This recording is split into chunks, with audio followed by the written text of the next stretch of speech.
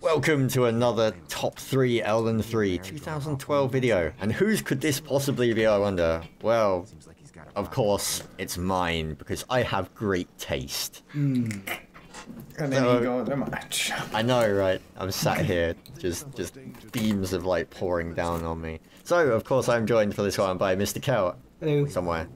There you go. And Mr. Fluke. Soup. There you go. Mr. Search is away enjoying his new year.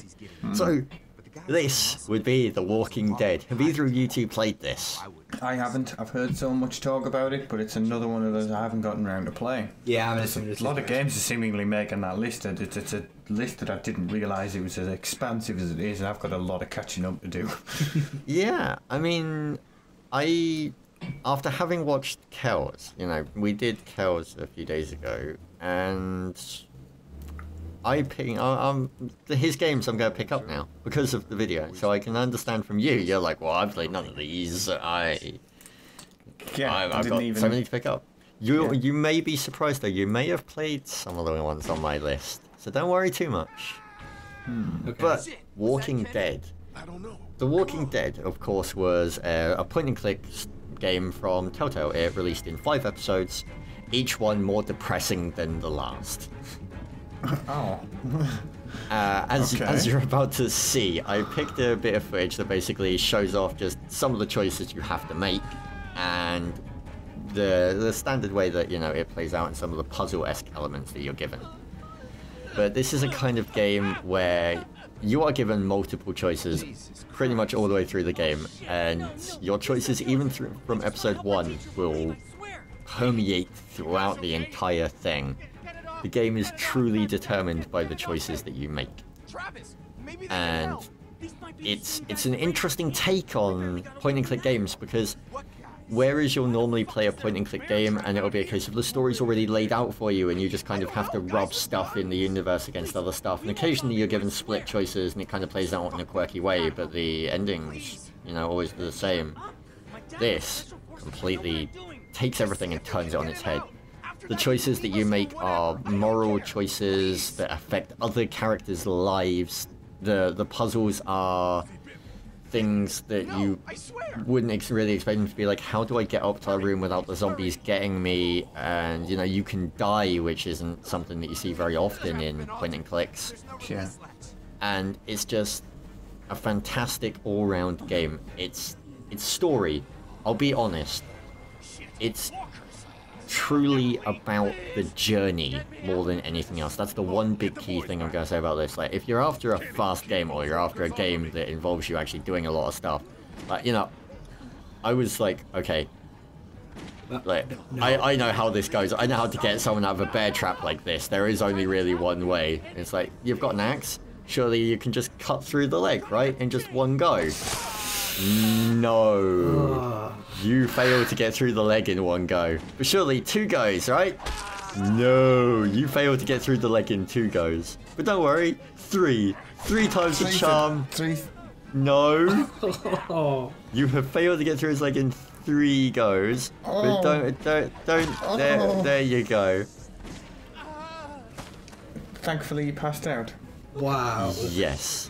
So there you go. You can see up in the top corner. If you're playing, there are 2 settings. You can have the minimal UI, or you can have the standard one. Minimal means that it doesn't pop up indicators. It doesn't tell you when you've made important decisions or any of that kind of stuff. So that was like it popping up and telling you that you made an important decision, which was you cut the dude's leg off. And this is gritty, and this is dark, and this is really a survival story. And you're gonna see just here, like, you know, this will play out this way no matter what. And that guy will die. Damn. But the actions that you take after that, and the way that you treat characters, and the way that you talk to characters, is how your story will then play out. Right, so it's more about the moral choices you make. Yeah, you're gonna see some of those choices coming up. They're not so much some of the bigger, heavier choices, but you'll see some of them, and it kind of just shows you, like, there are quick time events in this game. There is, like, pressing Q And a lot of them are things like you have to press Q to actually like survive a situation where a zombie's got you, and you literally press Q, Q, Q, Q, Q, Q, Q, and then you'll see the things come in, and you'll press E. And you know, that could be quite irritating because, oh, it's a quick time event, but you don't notice it that much because the game lulls you into false senses of security at times. But you learn very quickly that even though this is a point-and-click game, and even though it's a very story-driven game, you cannot take your mouse hand away from the mouse. Yeah, you've got to pay attention. You'll see why in a few seconds, or about a minute, when we actually finally emerge from the hedge. So this is from episode 2, and you're playing a character called Lee, and you'll always play a character called Lee. And I must admit, I don't like Lee too much, if I'm brutally honest, because he's the kind of character that when you inspect a fence, he's like, that's a pointy fence. And it's just like, congratulations, Lee, you're a smart man. Okay. So if you were to kind of put down a rough length of each episode, because obviously episodic game with 5 episodes, how long would you spend on each one? A few hours on each episode. But there, right, you see the bar going across at the bottom? Yeah. The little white bar. This is essentially how chat plays out and how a quick time reaction event plays out. All the chat is like this. Like, there are the standard QTEs of, you know, pressing Q and E, ironically. But this is how all chat in the game plays out. There are a few where you have time to make a choice, where it doesn't actually give you the timer. But they are few and far in between. This is the main way that most chat will play out in the game. Like a default option that you can respond with if your timer's left? If you don't respond, essentially it's the dots. If you don't respond, they will take that as a non-response. Right, Nice. so it's just And a they will comprehensive react conversation. accordingly. That's cool. I like that. There are times when I'm not sure if it plays out in this one. I'm hoping so. Like, so this is 2 of the characters arguing about who wants leadership of the group. Yeah. That's what you're seeing here. That all And struggle. this is a case of, this is stuff that happened in the first episode that is kind of trying to come to a head. It doesn't quite come to a head yet. I'm not going to give too much spoilers, but there. See, like, you can, Lily's right, Kenny's right, Godwin. But then, see, I've tried to be like, it doesn't matter who's in charge. That's not how this works. And then they both get pissed. See, and it's like, you tried to stay neutral and sucked. Every choice you basically make in this game will piss someone off. I see. So it's a careful game of diplomacy as well. No, because you can't stay middle in any of this. At all. You cannot stay middle. Because you will then have characters like, if you try to balance it out and you're like, well, I helped him last time, so I'm going to help her this time, then you'll actually see, like, I tried to do that in my episode 1 playthrough. I tried to do that, and you're going to see it referenced in a few minutes' time. But, well, you might see it referenced in a minute's time. But the game it's all about story. It's all about experience. It's all about this wonderful connection that you see. So here's a puzzle aspect coming up. You have 4 items. You have to feed these 10 hungry people. And that is how it plays out. You are given these items. You have to determine who of the group you want to give them to. And I went and tried to give one to a guy, and he was like, have you fed my kids yet? And it was like, And then he was like, look, I'm thinking of Kenny, that guy. So you see he's got the RV. If you go to talk to him and you're like, hey, I want to come with you, if you're thinking of leaving, depending on your actions in the first episode, he'll either say he trusts you or he doesn't trust you. And that plays from you. And if you try to stay level, he'll be like, I can't trust you. You don't have my back. Interesting. Can you give me a hand real quick? So it's a case of, you can try and stay level and crap will go wrong. You can pick sides, crap will go wrong. But it's such a brilliant story, and the way it creates the characters, it's slow, yes, but it's brilliant. And the only thing I would say about it is that Lee is somewhat dislikable. That's the only bad thing I can really say about this game. Apart from that, this is like, you know, if you like your point-and-click games, if you're after a point-and-click that's an experience and such a good one, you really do need to take a look at this. That's getting added to my list. Drawing a list on my whiteboard. Yeah. Just added this one to it. Yeah. It's it's good, but I think we should leave Lee and move on to an interesting choice that made my list. Okay. Now, this one you should recognize, Xander. I do. Yeah. So, this made me very uneasy. I'll outright and say it made me very, very uneasy. We did an OST on this one, and that's as much as I'm willing to say on that. This made my list for one specific reason. I've never fallen in love with a character as much as I did Alan Wake. I have never fallen in love with a world as much as I did Alan Wake. Okay. Just the way it played out and everything played out. But this nearly missed my list because we were sat there discussing like what requirements and presets were for these lists, and it was like, can Dark Souls be on one of our lists? And it's like, it was pretty much a direct console port. Yeah. So you can put it on your list if you want, but wouldn't really. Yeah. You know, it doesn't qualify. And then Alan Wake. Alan Wake is a port. The Alan Wake on PC came out this year. The Alan Wake from last year came out last year. But it was such a successful port, and it wasn't really a port. It was pretty much a complete rewrite of the game for the PC. I was impressed with that. It was essentially a complete rewrite of the game for the PC, and that's one of the reasons it made my list. Like, Dark Souls would have been on my list if it had have been as good as this. This was on my list because they went above and beyond. They covered their costs in the first, like, 24 hours. Wow. That this was out.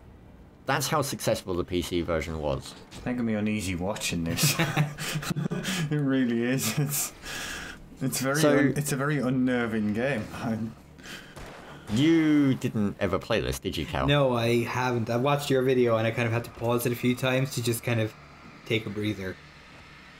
So do you know much about it? Outside of what was in the first glance and second thought videos you did, I don't. Okay, so like I'm rusty in this, so I'm like, hang on, how do I dodge? But so you are playing a character with Alan Wake, and you are a writer, and your love interest, in air quotes, as you know, there is always in this game a love interest. She's your partner, your girlfriend, your lover, has been kidnapped. Boom, boom, boom. And at this point in the game, at this point in the game, you are essentially trying to recover. If you've ever watched the TV show Twin Peaks, you'll get a very strong connection with that from this. Okay. It's basically your writing starts coming to life, and you start finding manuscript pages that you wrote that are kind of telling you what's my face. Telling you what's coming. Yeah, so now I'm like, oh god, it's coming again. Oh, bam! Right in the chops. So it ricocheted off and nailed me right in the face. There you can see a manuscript page. So the game plays out that you're trying to get her back, and it's such an atmospheric game, and it shares a lot in common with the previous game, Walking Dead. The story in this game. Alan Wake, I did the AFG video, and then I literally could not put this game down. That was it. I did the AFG, I went to bed. The next day I was like, I'm going to play some more of this. Done. Couldn't put it down. Played all the way Start through. to finish. Straight through. It's rare a game picks you up like that, mate. Yeah, definitely. And it was phenomenal. And it's even rarer still that I'm going to go back and play this again. Like, I couldn't put this down after recording this footage at all. And it was like, no, I want to go back to the start. So is that because and like, do it again? Is that more a case of because it's just a really solid game, or is it a case of it's got like branching choices with legitimate replay value? No, there is no choices in this game. It's fairly linear. There's more collectibles, which I guess you could make a better run of. There's the coffee thermoses and some achievements like seeing. Well, you also have Nightmare mode, which is locked at the start, which you have to play the game through once to get, and then there's more manuscript pages and stuff in Nightmare mode that are only in Nightmare mode. I see, right. So some of the which I complained about at the time, but I'm gonna still complain about. If I'm brutally honest, I don't want to, but I am going to. That sucks dick, and you shouldn't do it. Yeah. I shouldn't use language like that, but you shouldn't force someone to play through a game twice just to get the collectibles. Sorry, no. Not just that, to lock it to a higher difficulty, because if it is beyond somebody's level of skill, you're locking them out of story because of their level of skill, and that's unfair. Especially when it's things like the manuscript pages. Yeah, what a great way of dealing with stuff now. It's like throw a flashbang. Bam. Especially when it comes to things like the manuscript pages, which do hold story in them. And they do give you a bit more information about what's going on. That's it, more of the law, taken away. That was the thing. But I just... Alan is such a massive douche, if I'm honest. But you can agree and sympathize with the character in certain points. Sympathize not too much. More just a case of you can, your heart feels for him a little bit when it comes to like he's trying to he's trying to do what he's doing. And yes, he's the arrogant dick writer in places. He is, but he's so good at it. Right. And everything plays out in this very TV episode-esque way. Like, I mentioned, Twin Peaks, and you could see him there. Like, there's narration, and the game is split up into chapters, and at the end of each chapter, credits roll, and then the next chapter. TV shows as well on the TV. Yes, what's the TV show called? Night Springs. Yeah, it's like a Twilight Zone style thing. Yeah, I see. You try and drive the car over it. Yeah. But no, so, it's split up into episodes, and at the end of each episode you get the credits roll, and at the next episode start, it literally is like chapter 2, and gives you the name of chapter 2, and then it's like, previously on Alan Wake. And it's like, my name is Alan Wake. My girlfriend was kidnapped. And it actually runs through, and it will show you like bits from the first one, from the cutscenes in the first chapter. But it's done in such a way that when an episode ends, you can tell what I'm about to try and do. Yeah. When an episode ends, it ends in a way that you actually enjoy the fact that it ended Invisible Walls. And when the next chapter starts, it gives you that new kind of momentum to keep going. Yeah. It's like a reset button. That's pretty good. I'm seeing a few games these days starting to do that whole, here's what happened last time you were playing. Which I do like, because I will sometimes put down a game for a week, 2 weeks, and come back going, what was I doing? Especially when it's a very story-driven game. I think it's very kind of helpful for when you have got to put it down. It helps you get back into the flow and get the emotional state you had going before back. And especially with how atmospheric this looks, I can see myself, if I was to pick this up, kind of having to put it down and be all like, yeah, done for tonight. I need something happy and fluffy. Yeah. Need to go watch kittens. The great thing is that also means, if there is a certain part of the game you want to replay, if you pick it up and play through that bit, it will surmise the story for you up to that point, so you know what's going on. Yeah, so you can come back to a point and it makes sense again. And the story was fantastic. The DLC expanded, but the way that the DLC was done was perfect. And I'm apprehensive to use that word. I was going to say, that's a bit of a... The game ends. The game ends at the end of Alan Wake. The game ends. It ends. And then the DLC picks up again from that ending. And then continues. And then ends. So you can literally not play the DLC. And still have an ending. A definitive, yeah. And then you can pick up the DLC. And you have an ending. I'm just watching the background here. You just turned the power off. That means all the lights go out.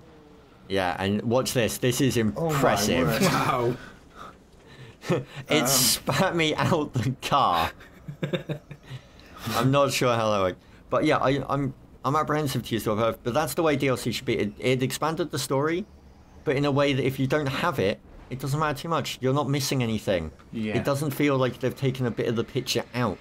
And cut it off to later sell it as DLC. Yeah. Yeah. The game works in its nice tidy little package. The DLC just adds stuff. It's brilliant. Anyway, we should move on to the final game on my list, I feel.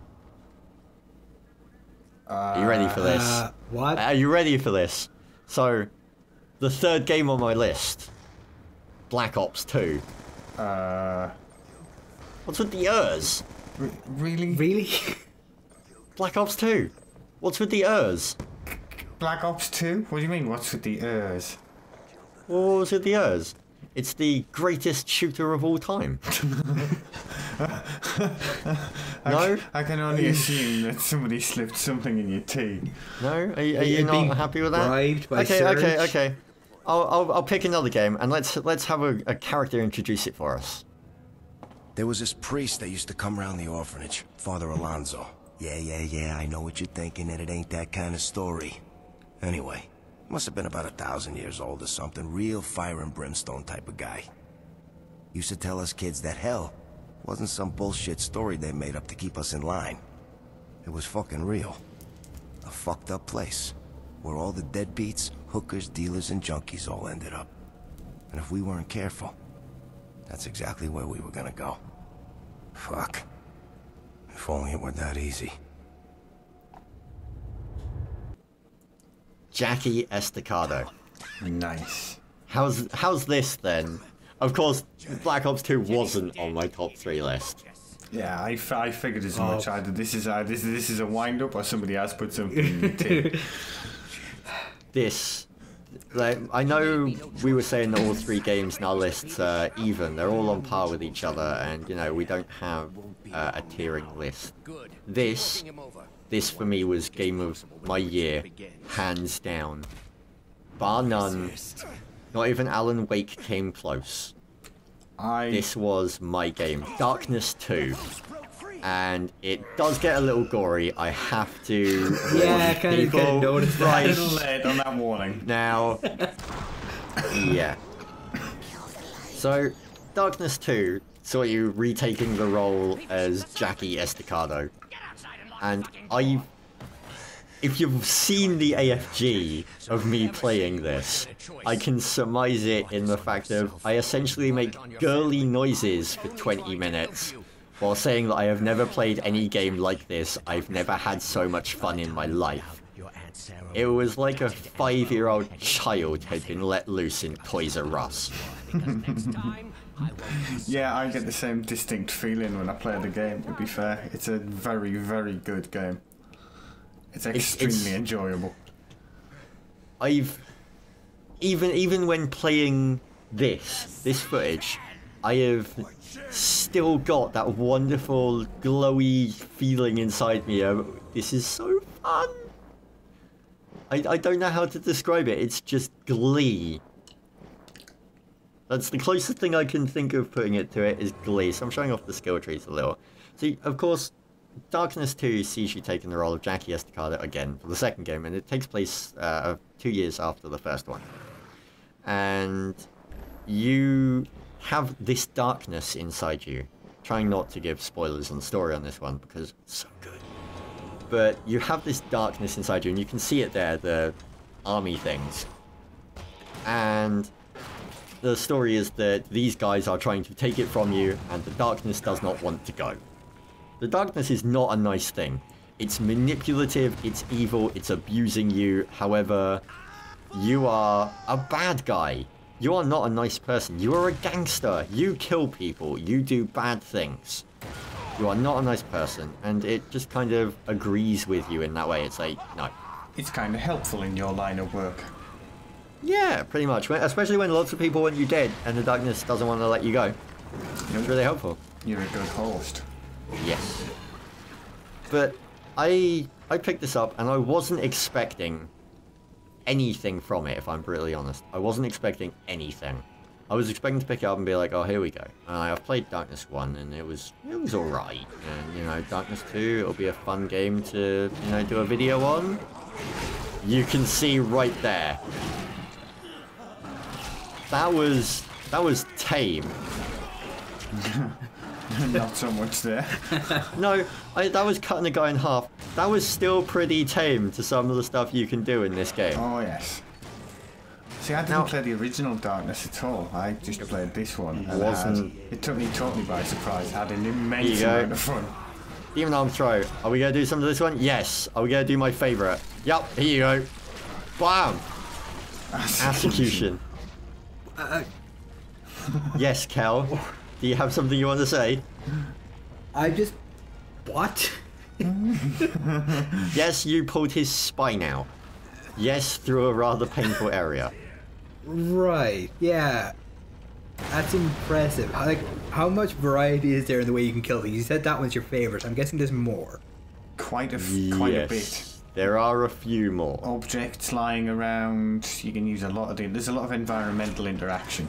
Oh god. Yeah.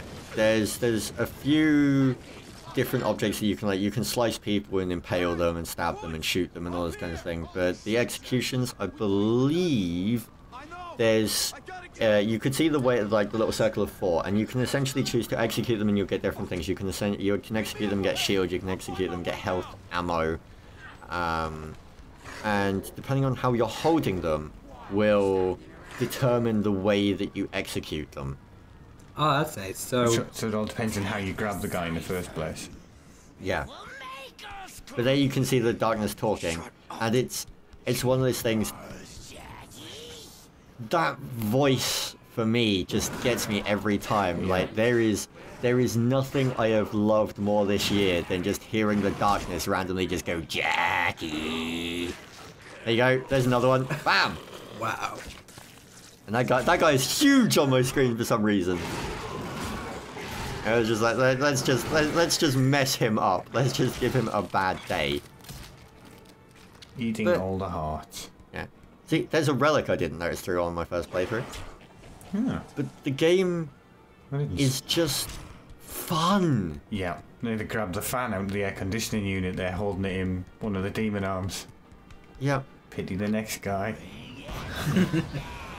See, the Darkness is actually yelling at you. You and the Darkness do not get on. You actually tried at the end of the first game to stop using it, and you succeeded. But at the beginning of the second game, you essentially aren't using it, and it saves your life.